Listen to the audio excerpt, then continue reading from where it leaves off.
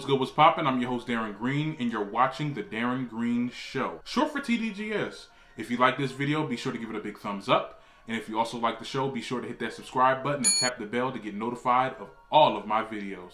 And leave a comment too, because I want to know what you guys are thinking. And also, be sure to check out my personal wish list on Amazon, child.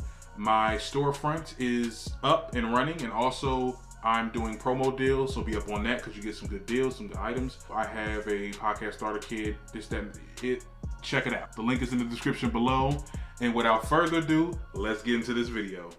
Another good thing that happened this week, I just got finished watching season 2 of She's Gotta Have It. Now let's talk about it. Now, this is a spoiler review, so I'm going to have a time on this video to tell you when to skip to, and after that point we will be spoiling the show. So let's talk about it. First of all, I like the season. The season is very much better than the other season because I felt like I understand it just a little bit more, and maybe it's just because I'm such a fan now and I've studied the Spike Lee joint. You get what I'm saying? So I kind of like it. I mean, I did like this season. One of my favorite episodes was the episode when she went to, Martha's Vineyard, that little island over there in Massachusetts. That was, oh my God, that is a nice place. I looked up in apartments.com. I'm like, honey, can I get a place over there?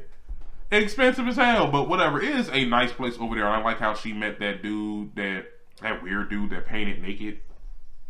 Or sculpted his little sculptures naked or whatever. I mean, I liked him to a certain extent. Like, he said something that really just bothered me. He was like, oh, well, he said, well, British black actors have a better outlook on acting because we don't have the burden of the struggle. Da, da, da, da, da. And I talked to my best friend about that. She was like, yeah, they don't have the burden of the struggle. But at the end of the day, it don't matter where you from, whether you from America, Britain, or Africa. If you a good actor, you a good actor. Like, that doesn't, no. And that is a problem. They are hiring British actors or foreign black actors, like American films. They're hiring these foreign actors that are black to these movies. Now, that is an issue. I like how, and that's another thing about the show, I like how it touches on issues that we are, talking about. Because no one, we're talking about it, but no one's really talking about it in the media. You get what I'm saying? So, yeah, I like that.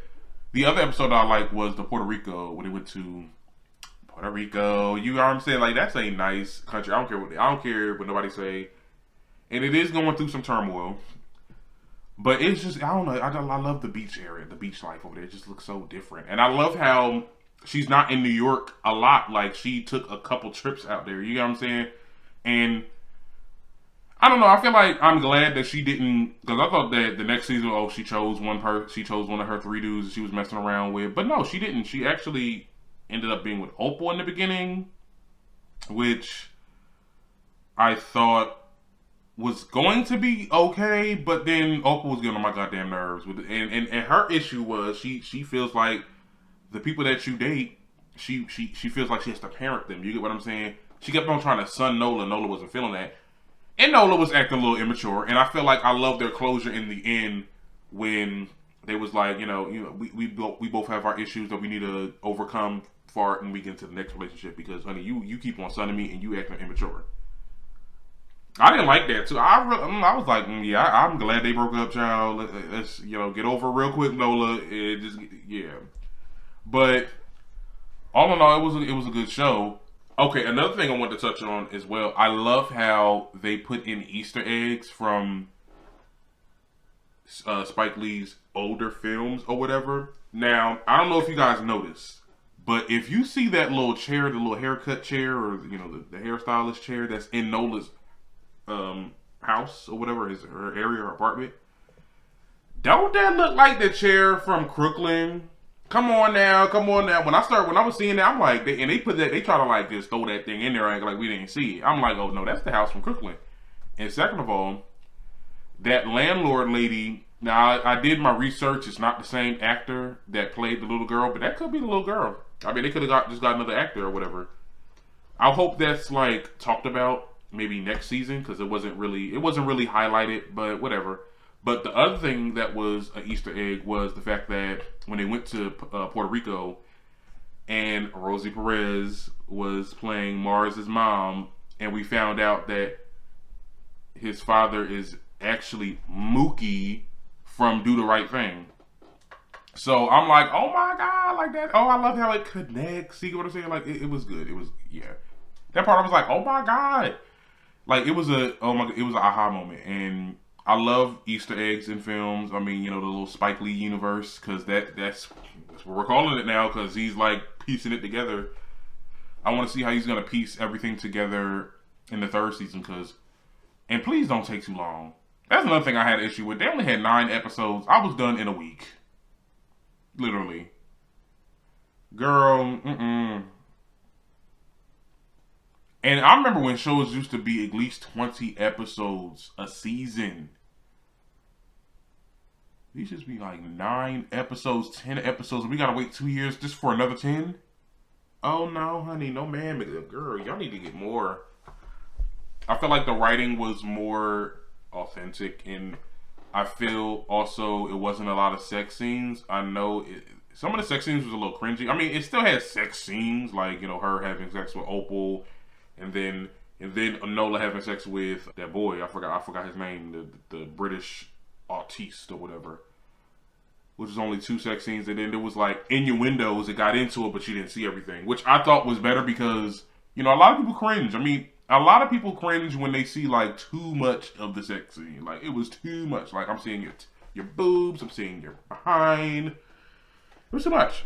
It was too much, and I'm glad that it was more censored. And yeah, it was more natural. Now the ending, however, and I want to get into some things about the ending. Now, I have to watch it again because apparently when I was talking to my best friend about this, we got 2 different opinions on what that last picture meant. So she had like a little gallery of her own paintings that she did, and then there was one that was behind a curtain, and it was the most controversial picture that she did of the night. People was trying to stop it from being shown. It was a whole lot of mess. Okay? So, basically, when we finally get to see it at the end, the picture is a picture of her getting hanged by her braids, and her skin is like meshed into like the American flag. And she has like a uncomfortable, well, to me it looked uncomfortable or whatever. Like she looked like she was uncomfortable. That's her facial expression. So what I got out of it, I felt like because she's like, her skin is like meshed with the American flag, whatever, she looked like it was suffocating her body. And also her braid with her noose or whatever was her braids.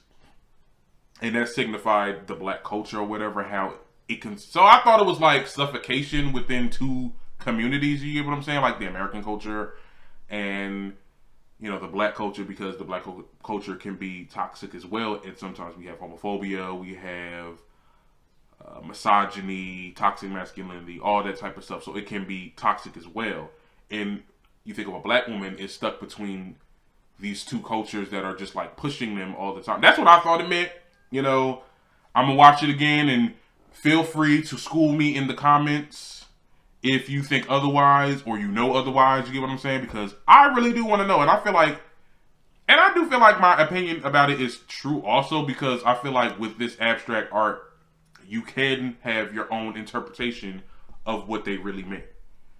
And I'm gonna watch it again to see, because my best friend kept on saying, they told you what the picture meant in there. I'm like, I don't remember. It was just a bunch of people talking, and I'm like, where's the picture? Because I think I was more worried about seeing the picture than hearing what other people had to say. That's another problem with the show, too. It's the one thing I have an issue with. It's like when I'm trying to understand something that you're throwing at me, you're not fully explaining it. And it's like, I'm still stuck on this, and you talk about that. You get what I'm saying? That's another thing that the Grapevine did talk about. I love the Grapevine, by the way.